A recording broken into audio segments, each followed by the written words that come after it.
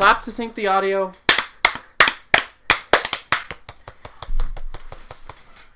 That's going to be in the video. No, shit! Don't use that! Fuck!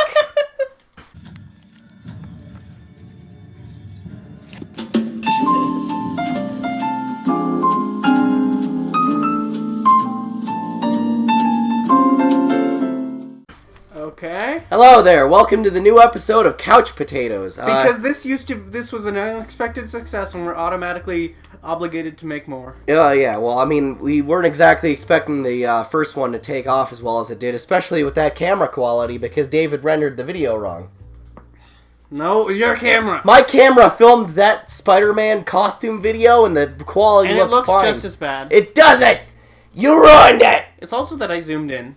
Oh, yeah, that was it. When you zoom in, it makes the pixels look chunkier. Alright, anyway. Yeah, we had to give the pixels bad self-esteem.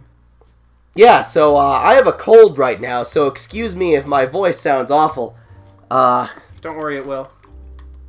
But anyway, we are here because we decided to make another one of these, and this time, instead of me choosing the movie, he chose it. Yep.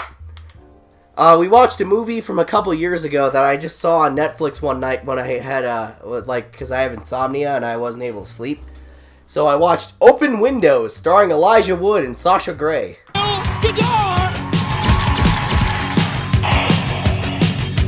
What is this? It's her phone. She thinks her camera is off right now. She's the one who goes around screwing over guys like you. I'm just getting even. She'll do anything you ask, Nick.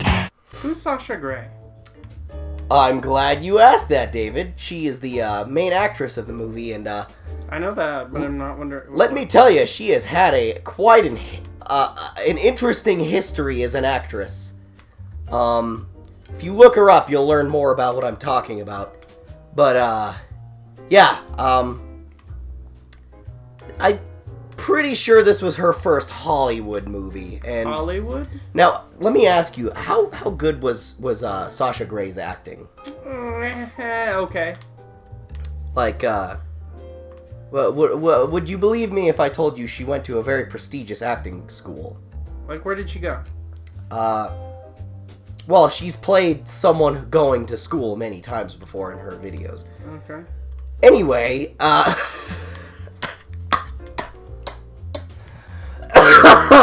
Yeah, get used to this. He's gonna do that.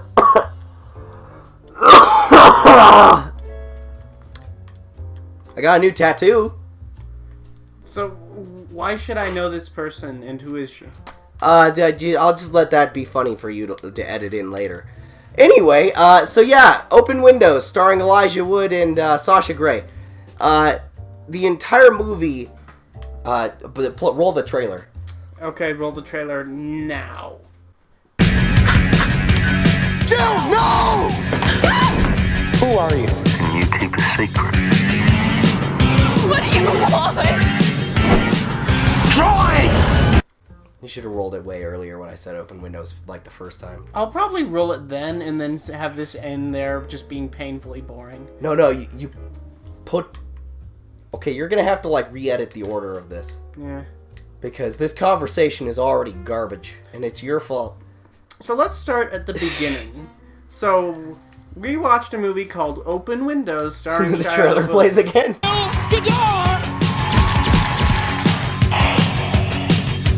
What is this? It's her phone. Yeah, the trailer plays again.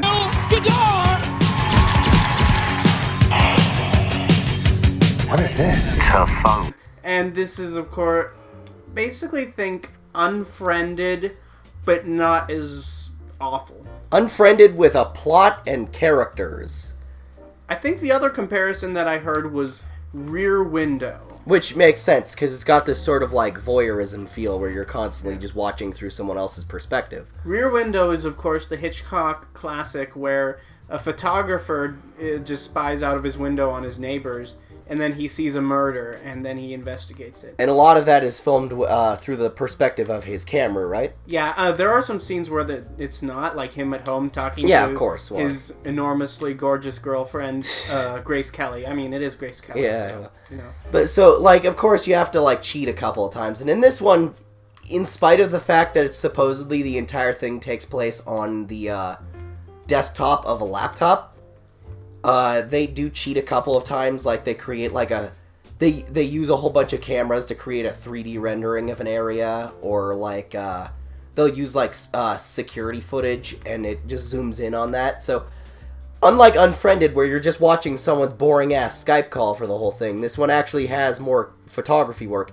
This one actually, like, one of the first things that stuck out to me is that even though it's all on a desktop of a computer, there's a lot of really impressive photography. Like, there's a lot of continuous, long-flowing shots.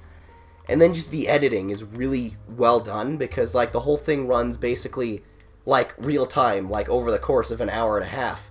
Like, it just starts and goes, and it feels like there's actually no break in the action, and I like that. Like, there's not a lot of movies that run that way, you know? I mean, even Rear Window wasn't in real time. Yeah, of course, it was like a time lapse over the course of like a few days, or was it a few weeks? It was a few days, I think. Okay. Yeah. And remember that remake of Rear Window with Shia LaBeouf called Disturbia, where he was like some kind of shitty teen who was under house arrest and just started spying on his sexy neighbor? I never saw it. I did. Yeah, but the thing is, I mean, the one thing I'll say about the style of the movie is that, unlike like a found footage movie, it's not so distracting that you can't focus on the story and the characters and what's happening. And I will compliment it for that, because a lot of these movies where they try something new, it's all about that new idea, and it doesn't have and you're not able to focus on the story, because you just feel like the filmmakers are just shoving this technology in your face, like, you need to look at how amazing our technology is. Oh, and by the way, we have characters, but who cares about that? Well, I'm also a big fan of Elijah Wood, and surprisingly enough, it's not because of the Lord of the Rings movies. Like, I've seen all of those a couple of times, but overall, I really loved him in Wilfred. It's a weird TV show where a guy thinks He's on Dirk Gently as well. Is he? Okay. Yeah, with Max Landis. Max Landis wrote that TV show for the BBC.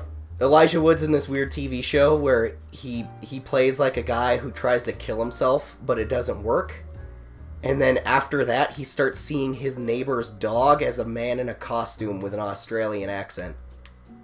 And that's it. That's the plot. And then he just hangs out with his neighbor's dog. It's a TV show? Yes, and it's really good. Though it's like 4 seasons long, and it is a mind trip. But, yeah, I think you should actually check it out. All right, that's our review of Wilfred, everybody. Check it out. I highly recommend it. Yeah. But let's talk a little bit about the story of Rear Window, because...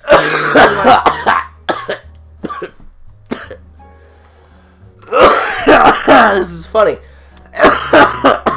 You can use it for the video. Anyway. Because as everybody knows, we profit from your pain. Who, the viewer? No, me. You. Why do you refer to yourself as we? Because I'm a collective of multiple people. Oh, are you like Legion? No. No. But, let's talk Well, at least he's not Cletus Cassidy. Let's talk about the story. He says I. The story. Okay, so basically it starts out with, like, Elijah Wood playing some nerdy guy in a hotel room getting ready to meet a famous actress, like a sort of Megan Fox type. Well, it's starring in more like, but... Well, it had this really interesting opening that was like... It was like a fake movie trailer for a movie that the actress that he's spying on was in. And the guy in that looked like the guy from Aliens. Did he? He kind of did to me. Okay. But anyway, And it was really funny because you had no idea that was like fake for a second. It's more like of a genre twist, sort of like a B movie version of what is it, Invasion of the Body Snatchers? Yeah, where there's a bunch of zombies with glowing eyes. Yeah. And that turns out to be like a red herring as to what the plot was. So for the first like 5 minutes, David was completely lost as to what was going on. Well, it was like for the first couple minutes, you told me that you liked the opening, and I was a little bit confused, and then I just caught on. Yeah. But yeah, it's kind of it is a clever misdirection, and it's a fun way to open, because after that point, there's not going to be a lot of action for the first half an hour, at Yeah, least. so the first half an hour takes place almost entirely in a hotel room. And Elijah Wood's character is a guy who won a fan contest on the internet to meet his favorite actress, who he's kind of like, he's got like a blog about her and he's sort of stalking her, and it's played off very straight despite the fact that it's creepy. It's like if TMZ was about one person. Exactly, yeah. And because those types of websites exist where it's just like obnoxiously stalking an actress. But in this case, and the version of that for males is called a Tumblr.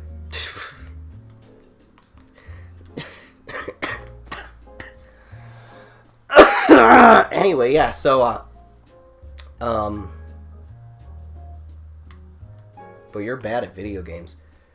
You know Deus Ex is a stealth game, right? Well, this is the opening. You just need to. You can shoot as much as you want during the opening. Hey, you know my favorite part of Deus Ex? What?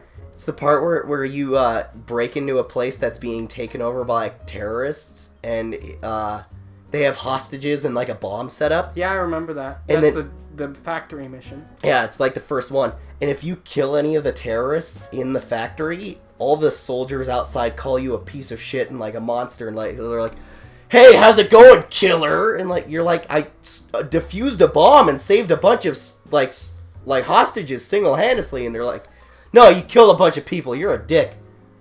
But anyway, let's talk more about the movie, because don't worry, non-linear editing. You can throw that clip in anywhere. It'll be hilarious. I do think that that the Rear Window comparison is apt, but I think maybe I'm just a snob. Of course, I compare this to I say that I'm a snob more than anybody else does, but I prefer to Rear Window.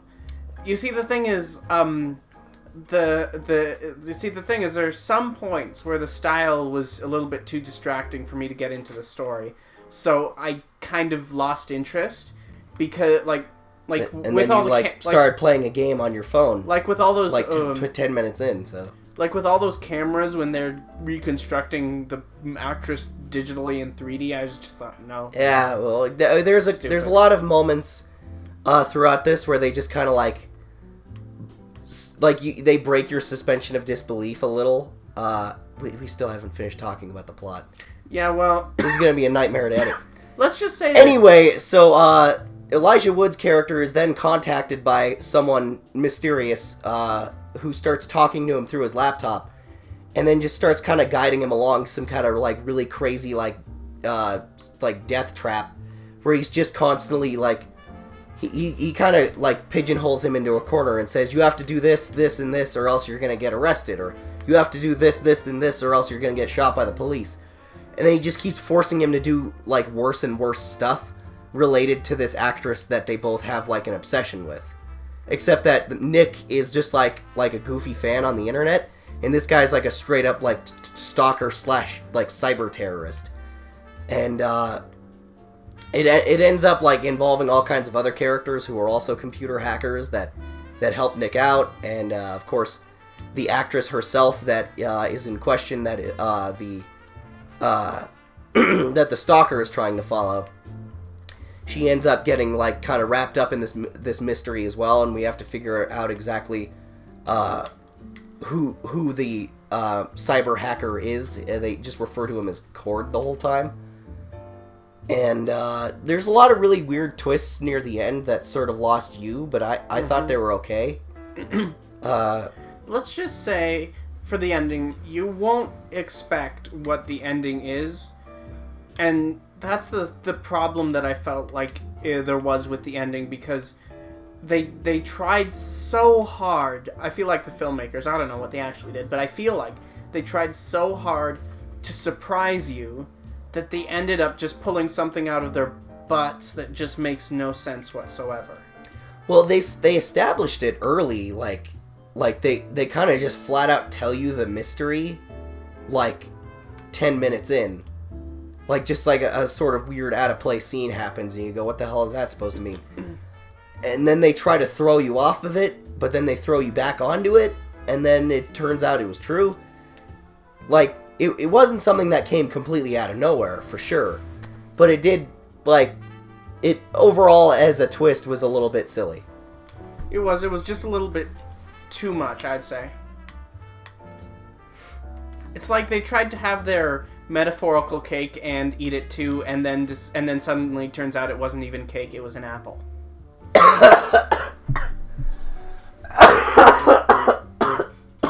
Anyway, give me that controller. Let me play. Yeah, I'll get you through this room. You just watch. I'll kick these guys' ass, these virtual asses. Yeah.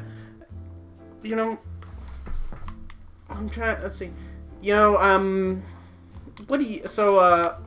Overall, I like this movie just because I think it's the first movie ever to be entirely set on someone's like computer desktop, and of course there's been other ones since then that have tried that, like just dumb indie movies, or Unfriended, of course, is the biggest, like, and most popular. They're making a second one, Unfriended too. How do you make another movie out of that? Well, let me tell you, 100 million worldwide on a budget of 1 million. Fuck. Okay, so one thing that I liked about this one is that it immediately didn't have all kinds of problems with how actual real-life computers work, because it just keeps introducing, like, absurd science fiction hacker software that can have any rules you really state for it exactly. And also, they didn't say, oh, we're running Windows and we're doing through Skype. Yeah, no, they didn't. It wasn't like a big advertisement for Skype. It wasn't too realistic, is what you're saying. So there's a certain amount of suspension of disbelief that you're allowed to have.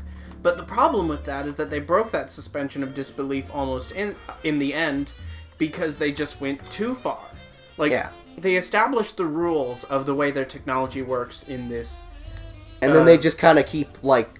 They keep building stuff onto that until the tower of cards that they're building is so ridiculous that it just all falls over. Now, like there's this sort of thing where it's a bunch of cameras that there's like 40 of them in one spot, and they use the video and audio from them to create like a 3D rendering of an area, and that's a little bit far-fetched because, like, good God, that would take a lot of work.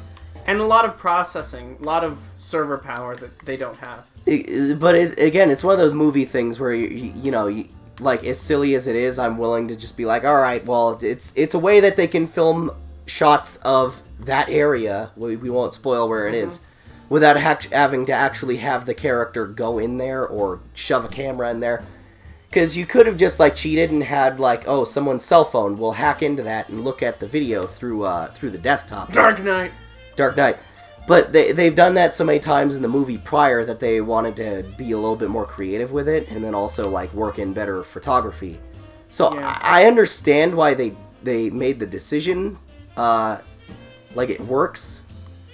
Yeah, and then there's a scene, and then there was a scene later on where they take it like a step further. It's in the denouement, which is the winding down after a story ends. And then it just becomes so ridiculous the way they use it that I just had to like he just sat. David was just sitting there going, right, yeah. And I was like, oh, come on, it's not that bad. But yeah, there's a lot of stretches in, like, exactly how technology works in this day and age. But, like, it's fictional technology, so you can kind of excuse for it because it's not like in Unfriended, where every time she clicks out of Skype, suddenly the microphone can't hear her, which was like a giant problem throughout the movie. It was obnoxious. But the thing is, if you're going with the Rear Window comparison, there were scenes where Hitchcock didn't have the main character, Cary Grant or whatever he was, looking through a photography. Like when he's just talking to his girlfriend, he's not going like this. Hi, Grace Kelly. I like your dress. How are you? There were points where he pulled back, and he just had them talking reverse shot, and I feel like the movie would have been a lot better if it had chosen to do that in a couple moments, and it just was a regular movie for a couple of minutes when that works better for the story. And I feel like that it does work for the story sometimes if you do that. like there's a certain times where you have to kind of like break your own style just because like there's rules established for how movies work, and sometimes it just happens to like play to an audience better than if you just filmed it in your crazy weird way all the way through. Like Hardcore Henry is a movie filmed entirely from a first person perspective, but of course they have like music playing, and then they have like time lapses for scenes, or they just cut from one scene to the next. Like it doesn't run all in real time just because of how much of a pain in the ass that would be. So it takes place over the course of like a whole day. So like there are times where you have to break your own style, like whether it be all from a visual perspective or all on a camera, like all inside of someone's camera. Like also Chronicle, there's an example of that where in order to get better photography for the ending fight scene, they just start levitating a million cell phone cameras just so you can have the camera be wherever the hell you want it to be. And I just think I'm okay with that because it helps to tell the story. And the thing is, like, you have to decide, you have to make a decision where the style is going to stop and where the substance is going to begin. Yeah. Like, you have to choose between one or the other because you can't have both. And I think Rear Window was a better marriage of style and substance than this film was.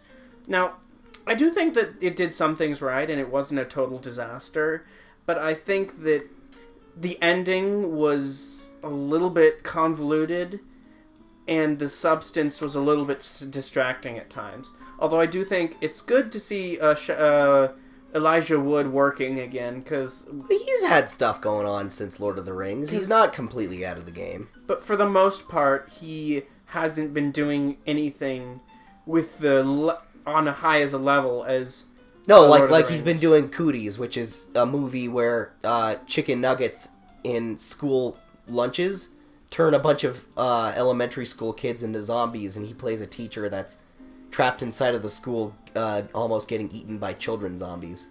Yeah, it's good to see him working, though.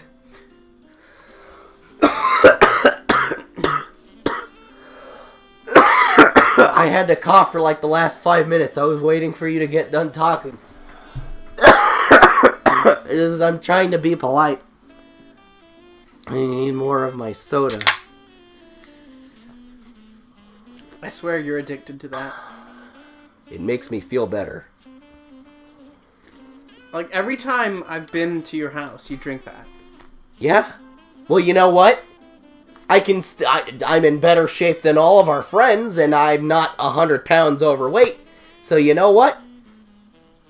It's still super unhealthy, and that doesn't excuse, but like, I don't know what argument I'm making right now. Yeah, I drink a lot of soda, like, to the point that it's sort of a problem. This episode's sponsored by Dr. Pepper. So yeah, I think it was an interesting movie. 23 flavors! Where do you find it? Where do you find this movie? I know it's on Netflix. Yeah, Open Windows. It's been on Netflix for about 3 years. Is it on any other platforms? On any other streaming services? Not that I'm aware of, but I'm sure you could find it on my favorite streaming platform called Pirate Bay. Yar! You are aware that this video is going to be taken down now that you've said that name? Really? Don't you get the joke? No? Is that a thing? I'm joking. It's called humor. It's like when I replied to someone on Twitter with just a picture of the definition of satire. And then everyone just started making fun of them, and then I felt really bad because I was just trying to be like sassy, but then like everyone else started trying to like join in on it. Fuck you, Pritchard. Screw you, internet. I mean, that's what Open Windows is about. It's basically about how the internet's a horrible place, and also, like, in the day, computer hackers are creepy. This actress who showed her body on the internet during the course of the movie is deciding to disappear from public life and is suddenly deciding to join the internet hacker community. She's becoming one of those people who wear those masks on Anonymous and they're super obnoxious. Yeah, those people on Anonymous who just, like, keep posting pictures of how the Illuminati is trying to make sure Hillary wins the presidency. And then when she doesn't, they just post on Facebook going, "We did it, everyone." And I go, "What? Did what? What did you do?" And that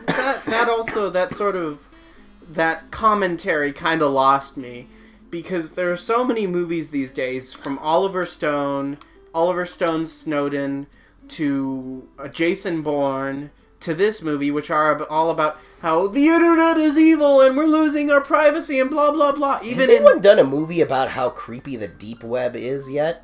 I don't think so. I think because you know how found footage, like they did 2 movies with it, and then it blew up like after the second one and became like a new genre. Mm-hmm. I don't want desktop laptop movies to be a new genre. I like this one, and I think this should be the only one. And I don't think anyone else should rip it off. I would agree with that, because it worked for the story that they were telling, but if you're just trying to rip off the style and but not the story, then it's just going to be stupid. Exactly. But the point that I was trying to make is that I'm so sick of movies that are like this sort of like privacy internet stuff, because it was stupid in Jason Bourne and I didn't see Snowden. Yeah, well, what I was going to say is that if they do one more of these, like the whole movie takes place on a desktop, they could sort of make it like that video game, Welcome to the Game, which is about someone, it's a game where you browse the deep web, trying to, find a red room, which is like a weird room where, like, they torture someone and then stream it on the internet, and then you can type in the comments what you want them to do. Which actually kind of, like, plays into this movie a little bit. If you like the video game Welcome to the Game, you'll like this movie. Oh, and there was the other one, there was Nerve. Yeah. Nerve came out this year. It was the one with the lesser of the Francos. And it was about... Baby Franco. Yeah, Baby Franco. And they're, about how they're all, playing this game where it's streamed live and things go wrong, blah, blah, blah. And it looked just as stupid there, honestly. I'm just Shenanigans ensue. Shenanigans ensue. That's my official catchphrase. Or rather, sorry, I don't want my last name on camera. Davidian Productions, Shenanigans ensue, TM, 2K16. You know what the best part of that is? What? You fucked up. Your catchphrase is hijinks ensue. No, it's... oh, yeah, it is. I don't care. I'm gonna trademark them both. I will trademark them both. I confused you successfully. So anyway, if you want to see a weird movie that's like really intense and highly stylized, for sure. Like if you're into something that's just like a non-standard movie, with some impressive editing, for sure. Like I can only imagine the timeline for this. Like since I edit stuff, is just a nightmare to look at. So if you want to see some like an intense plot, some neat editing, and some scenes that'll make you horribly, horribly uncomfortable. And also, a really terrible ending. It's not terrible. It's just kind of out of left field, but it's not at the same time. It was way up its own butt. Yeah, so we'll recommend Open Windows if you're just into something kind of experimental. Let's just say this. You know how last time we said we recommend Spectral only if you want to watch a bad movie to understand a little bit more about movies? This is a little bit better than that. It's a little bit more intellectual. There's a little bit more going on. I had my problems with it, but I do think that overall it was pretty decent. Exactly. So, yeah. See you next time. Come on back! Bye.